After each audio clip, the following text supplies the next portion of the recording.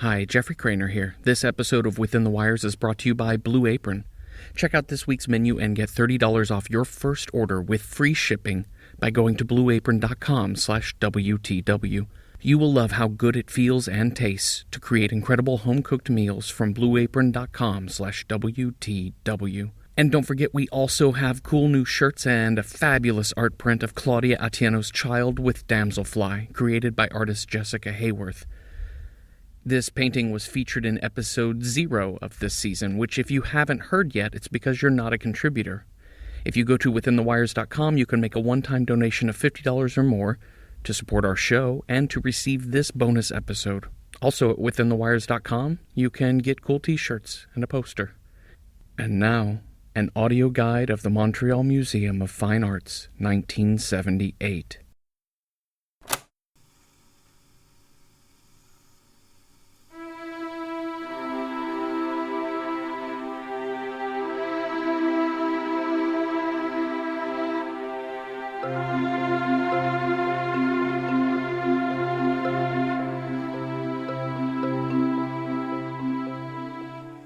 Hello, this is Zoe Tremblay, lead curator of the Montreal Museum of Fine Arts. Bienvenue. Welcome to our museum. This audio guide for the exhibit Small Items, Big Picture features assorted works by celebrated artist Claudia Atieno. Shortly before this exhibit opened to the public, news broke that her body was found, confirming her death after 5 years missing. Across the art world, we are saddened to learn confirmation of Atieno's death, but content in finally confirming what we had long suspected. Before the news, we had invited artist, art historian, and friend of Atieno, Roimata Mangakāhia, to orate this cassette. It would have been understandable in her grief for Mangakāhia to decline to record this audio guide after finding out the details of her colleague's death, but Mangakāhia agreed to uphold her obligation. We are blessed and pleased she could do so. The exhibit begins in the Desmarais Pavilion, second level.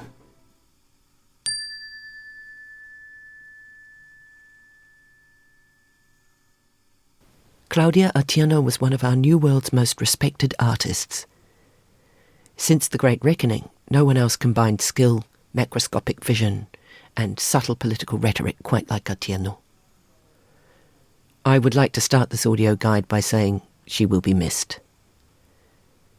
She has been missed for many years, really, but the pain is greater than before. It is real now. I didn't think. I really didn't think.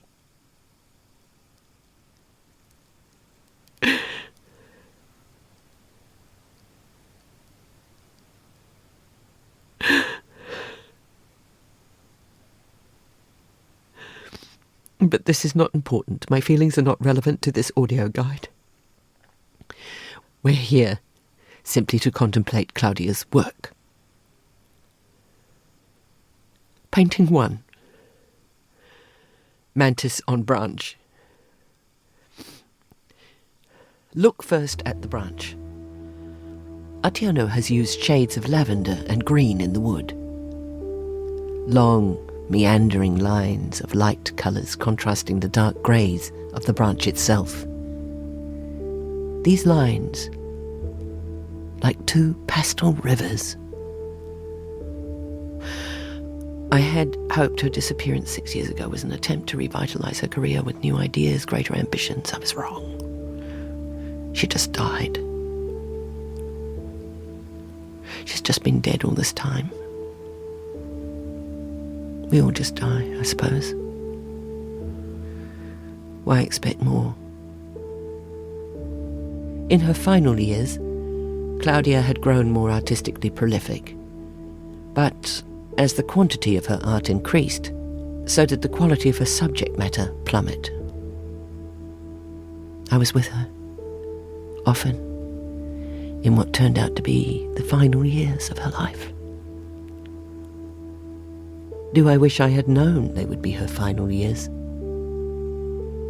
Would I have changed the way I spoke to her? Would I have broached different subjects? I suppose there's no way to be sure. I suppose it's pointless to relive it over and over. I talked to her a lot.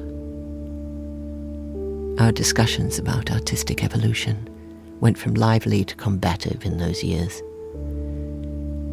She became obsessed with tiny objects and figures, finding microscopic details interesting, searching for possible hidden meanings in the repetition and mundanity of everyday life. With the exception of the parties and happenings, which were plentiful, it was a life mostly spent alone at her home in Cornwall. Her lovers, including Pavel Zubov and Cassandra Reza, visited during times of celebration and merrymaking. They did not live with her. I lived with her during the other times. I alone kept her from being alone.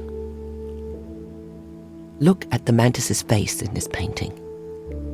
It is difficult to see it directly, as the insect is slightly turned away. I would like to tell you this is meaningful, and if you find meaning here, good for you. Most likely, Atieno simply painted a still insect that she saw in the garden because she was trying to keep busy, and rather than change her position and perspective, rather than attempt to seek out meaning elsewhere, she simply painted what was in front of her.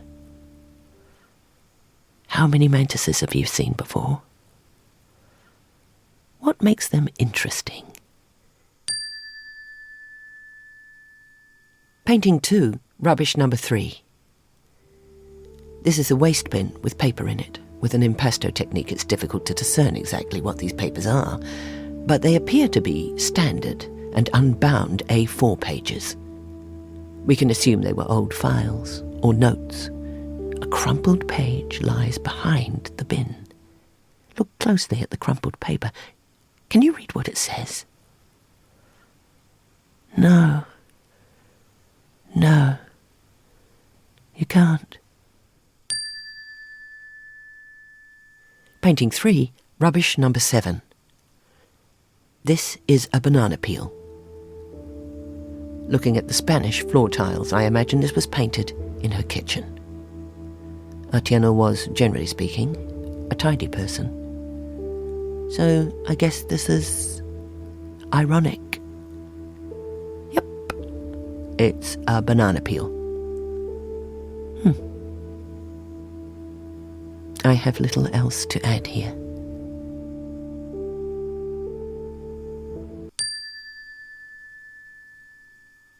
Painting 4, rubbish number 15. The final known painting in her rubbish collection, this is a wrapped stack of discarded newspapers along a street corner.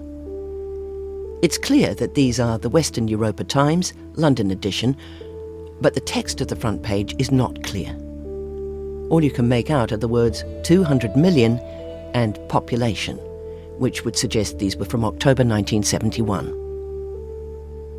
Atieno talked often of the days before the Great Reckoning. She was an infant when our population was nearly eradicated by the new weapons of a great war and by the toxic air, which took almost as many lives as the godlike explosions throughout the 1920s. After the foundation of the society, those born prior to the reckoning were not granted indirect contact with family, but punitive action was rarely sought in those cases.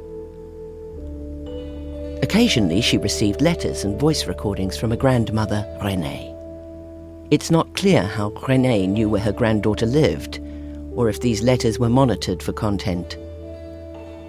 Renée was not allowed to communicate familial love or give any information about Atieno's family, dead or alive. So she simply told her granddaughter about what life was like before the reckoning.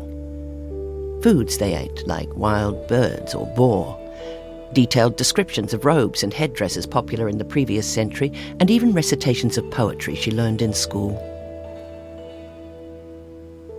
With the loss of so many libraries and information centres during the reckoning, Renée wanted to convey, if not love for her last remaining grandchild, a written and oral history of facts and tales that might otherwise be lost.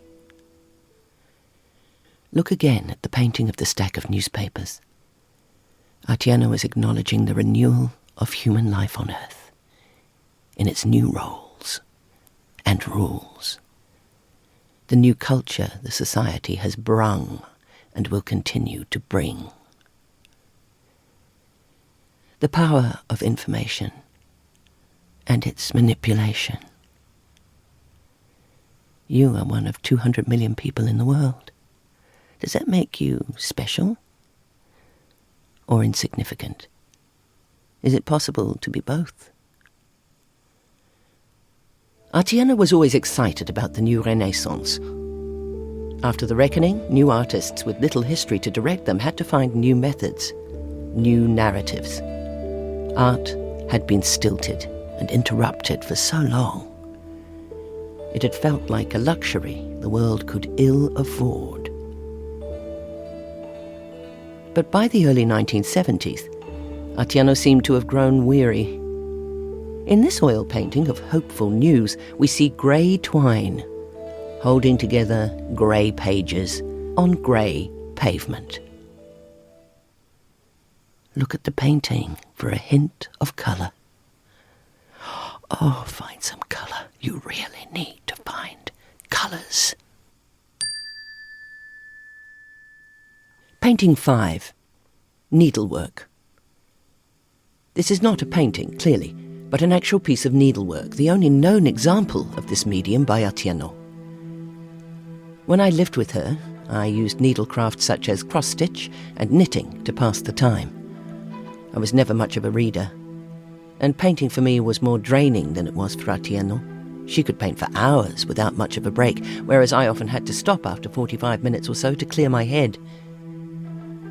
During afternoon high tides, I would go cliff diving to refresh my body, to energize myself for the more intellectual and minimally physical tasks of painting or drawing in my notebook. The shock of cold water slapping my skin woke me to a world with no thoughts, only instincts.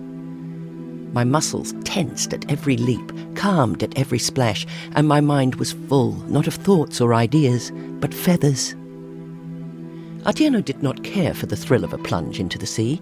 Her thrills came from challenging the rigid regulations of the society through her artwork. I suspect she often tried to keep in touch with her sister. I have no proof of this, other than the Society's Secretary of Trade, Vishwati Ramados, saying this to me. Ramados once pointed out a childhood drawing of 2 girls in a garden, quietly talking. Claudia in the background, watching. "That's not Claudia's school," Ramados said. "She didn't go there. See her sister clearly drawn?" "How would you know her sister?" I asked. Ramados cocked her head and smiled as if I had complimented her hair. Additionally, Atieno was paranoid that she was being watched closely by people. Obviously politicians like Ramados, but others too. She welcomed these stateswomen, officers and agents into her home regularly, entertaining them with wine, food, music, dance and stories of her youthful debauchery, often to the point of absurdity. Maintaining these amicable relationships alleviated any accusations cast on her of sedition or slander. Plus, as long as she kept her message abstracted, in symbols and metaphor, Atieno could always claim that her painting was nothing more than a pig on a roast, or a vivisected mouse, rather than a direct poke at a specific security chief or geneticist. Indeed, she did claim this. Even I cannot say for certain what her political views truly were. Needlework was a pastime I never taught Atieno. She never asked. But she would on occasion walk past me in the parlour or outside in the garden, stitching phrases or flowers onto a linen circle. I had no idea, until the Montreal Museum showed me this piece, that Atieno ever took an interest in needlepoint. And I can only assume she taught herself the technique. She had no books on the subject, so it's likely she found some of my needlepoint projects and watched my movements to learn how to do it herself. I'm not sure why she never asked me directly. I'm not sure why she felt the need to take this from me. Of course, as this is Atieno, she was better than I was, taking my passive pastime and improving it to the level of fine art. In this piece, a simple arrangement of yellow carnations, she has clearly dyed segments of the thread to create a depth of colour. Pay careful attention to the simple dots and marks of blues and pinks and greens in the leaves. Not unlike some of the blots of colour used by the Impressionists. Think of a time in your life when you were outdone.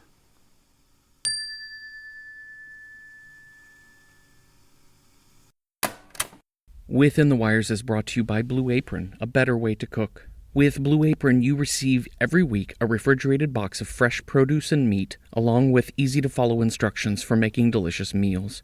Did I say meat? I did indeed say meat. But you don't have to have meat if you're a vegetarian or don't like meat. Blue Apron makes it easy through their website and app to customize your specific diet. Maybe you don't want fish. You can tell them that, and they won't send it to you. Or you can say lots of fish. Fish, my friend. And they'll honor that as well. Blue Apron is honorable. I'll tell you a meal I cooked recently. Ancho beef tacos and spicy sweet potato with Monterey Jack cheese and pickled jalapeno. Tacos, y'all. Blue Apron sent me tacos. I told you they were f***ing honorable. Also, I love spicy food, but my wife does not. That's no problem. It's easy to adjust your spice as you go. And I mean adjust your spice, quite literally. But it's also a euphemism, because I winked as I said it. Adjust your spice. Wink. I'll give you time to unpack that. Thanks, Blue Apron, for sending me the scrummiest of foods, and thank you for supporting Within the Wires. Check out this week's menu and get $30 off your first order with free shipping by going to blueapron.com/WTW. And now, back to the Montreal Museum of Fine Arts. Painting 6. Housefly. Flies were common at the Cornwall house in summer. They gathered on bookshelves and around edges of doors and windows.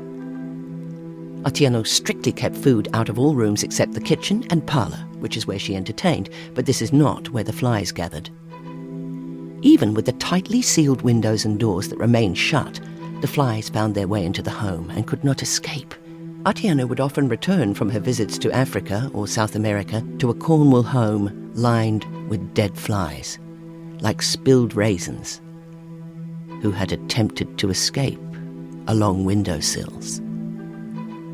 This painting is of a living fly, along the top of a leather-bound copy of Alexander Dumas' The Count of Monte Cristo.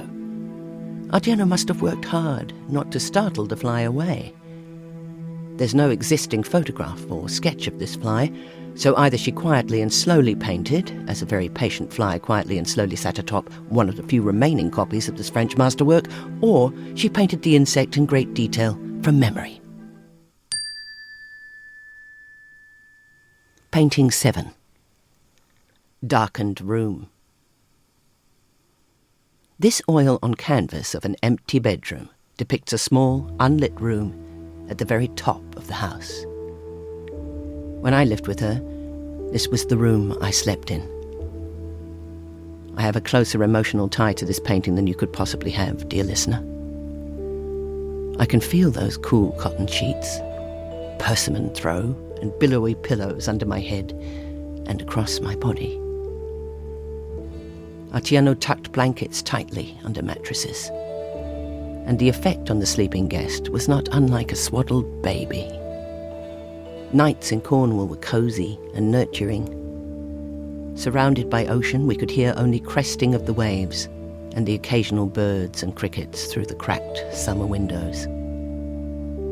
Daytimes could be different. While she adored throwing parties and filling the house with her eclectic collection of friends, Atieno sometimes grew tired of the guests with little warning. As I stayed with her for months at a time, I found I needed to escape her judgment and chiding some afternoons. She would want to work in the kitchen or on the patio or in the living room, and my presence irritated her.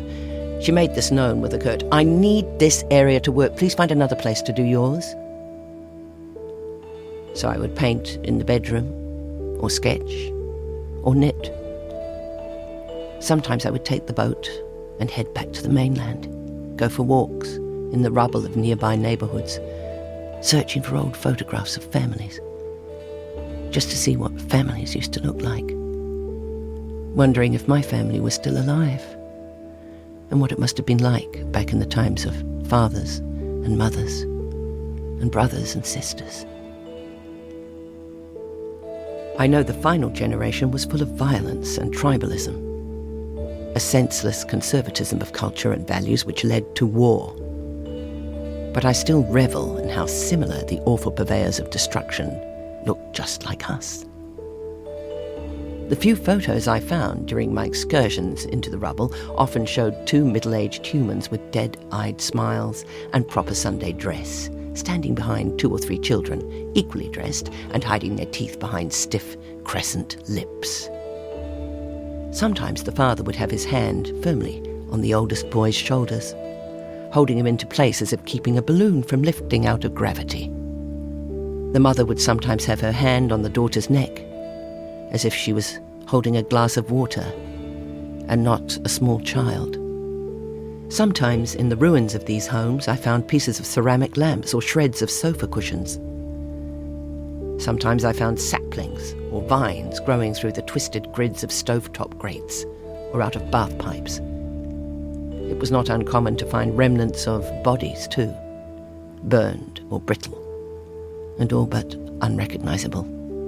I suppose these findings would have made for good still life paintings, and with better foresight I might have taken my brushes with me on these walks. But given the proliferation of destruction, still uncleaned by our tiny recovering population, I imagine every art student with an empty sketchbook has thought to capture the grisly aftermath of a global devastation. But art is often just record-keeping, letting us know that an apple looked the same to Cézanne in 1895 as it does to a grocer in 1974. Or a dog in a 15th century tapestry has the same shape and size ratio to humans as one today on St. Catherine's Street, right here in Montreal. When I did find photographs among the shells of former houses, I collected them in an album that I kept under Atieno's guest bed, shown here in this painting. Of course, the guest room she has painted is uninhabited, ready for overnight guests, even if its pristine neatness does not exactly welcome them. In the open space next to the chest of drawers you see in her painting is where I set my easel. Mostly, my relationship with Claudia was positive, friendly. She was chatty during morning and afternoon tea, and in the late evenings just before bed. But when she began to work, she disdained my presence. I have been critical of much of her work in this exhibit, and I hope the people of Montreal Museum of Fine Arts will not take offence. Claudia could create colour and spectacle unlike anyone, not only on the canvas but in social settings. She was not herself a rambunctious sort, but her demeanour brought out the wild side of so many. She quietly encouraged people to let go of inhibitions, while she displayed little of the same behaviour. I always wanted more out of her work, and I hope you would have wanted the same. We now know she's dead, of course, so there's not much that can be done at this point. Perhaps I should leave it be. I loved her like a friend, like a lover, like a teacher, like the sister the society won't let me have.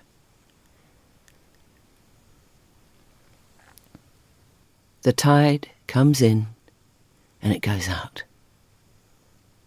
You're either there when you need to be or you're not. Time is impervious to critique. For all her supposed fighting against the new society, the society still is. Her most minor works hang on a wall in the former country of Canada. There should be more for her, or for any of us. I'm sorry. Montreal's lovely. The Museum of Fine Arts is a real gem. Claudia is lucky to have her work displayed here. Let's look at the final painting in this exhibit.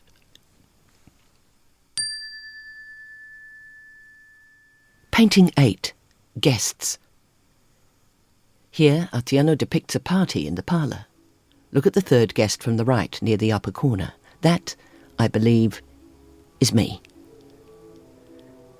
You can also see her former lovers, Pavel front and centre, and Cassette just behind Pavel. Both are holding goblets of red wine and dancing, the wine spilling carelessly into the air, eternally aloft, never reaching the floor. No musicians are shown here.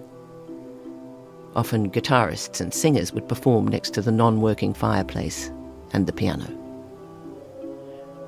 She rarely had anyone playing the piano, as if she felt it too stuffy. Also, her record player was positioned on the bookshelf, but in this painting its usual location is filled with books. She is editing her life here, I believe, as in reality she had few books. I'm not sure what the guests at this party are dancing to.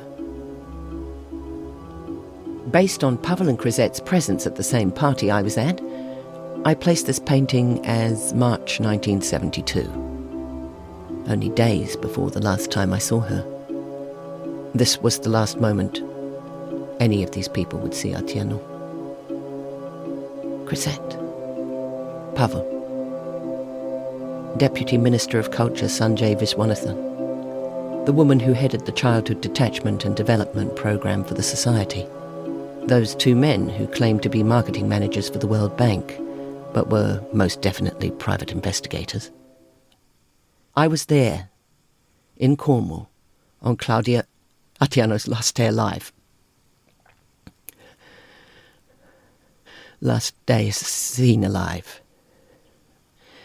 It was in March the 31st, 1972. I suppose there's no way to know exactly when she died. I remember the evening clearly. I had returned from the cliff diving to return to a painting before the party.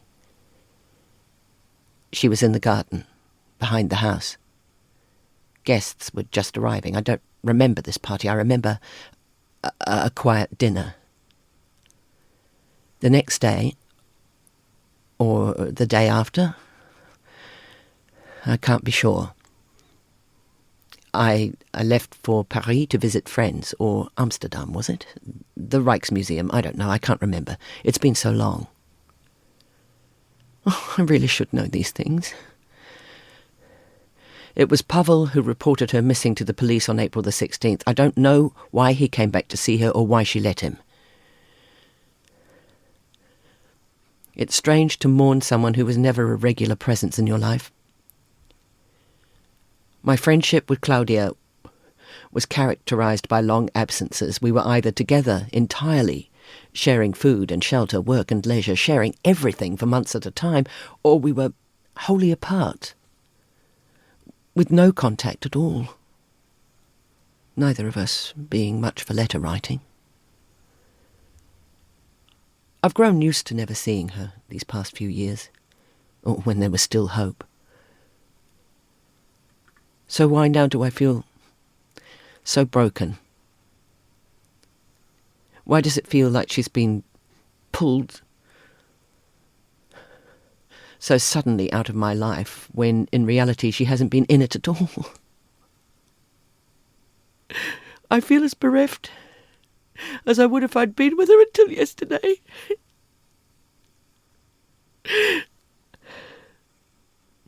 As if I would if she disappeared right from in front of me. Oh, wait, no, that's not right. It was autumn. She went missing in autumn. I'm sure of it.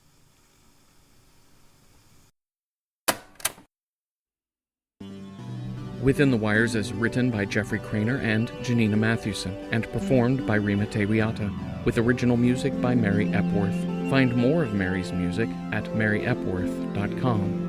The voice of Zoe Tremblay was Kate Leth. Thanks again to Blue Apron. Check out this week's menu and get $30 off your first order with free shipping by going to blueapron.com/WTW. And don't forget to go check out the amazing new Within the Wires t-shirts and Claudia Atieno art print at withinthewires.com. Within the Wires is a production of Night Vale Presents. Another of our podcasts I think you'd love is Welcome to Night Vale. Perhaps you're already familiar with the strange desert town of Night Vale, and this is just a reminder that we have over 100 episodes for you to hear for free wherever you get your podcasts. And if you haven't listened to Welcome to Night Vale, go listen to episode 1, or any episode really. You'll be caught up in no time, and see what you think. Hear what you think? Okay, our time is done. It's you time now. Time to stop by the museum gift shop. Grab yourself a souvenir book of paintings about ineffective hotel coffee makers. Pick up a poster featuring your high school sweetheart. And buy a commemorative vase made out of whatever it is they make vases out of. Wet sand? IDK, man. This has been a production of Night Vale Presents. Find out more about us and our shows at nightvalepresents.com.